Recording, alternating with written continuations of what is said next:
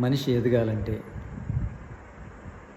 ప్రయత్నంలో ఈర్ష్య ఉండాలి, ఫలితంలో కాదు.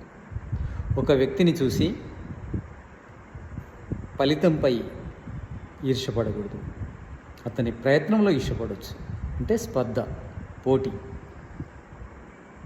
ఫలితంలో కాదు పోటీ, ప్రయత్నంలో పోటీ పడాలి. అతడి కంటే ఎక్కువ కష్టపడవచ్చు మనం. ప్రయత్నంలో పోటీ పడడం ఆరోగ్యకరం, ఫలితంలో పోటీ పడడం అనారోగ్యదాయకం.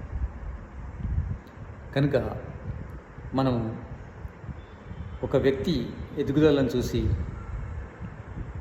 ఈర్ష్యపడకూడదు. అతని యొక్క ప్రయత్నాన్ని చూసి ఈర్ష్యపడాలి. ఎందుకంటే ప్రయత్నం మనం కూడా చేయగలము ప్రయత్నం గురించి ఈర్ష్యపడితే. కానీ ఫలితం గురించి ఈర్ష్యపడితే ఆ వ్యక్తిని ఎలా తగ్గించాలనే ఆలోచన వస్తుంది.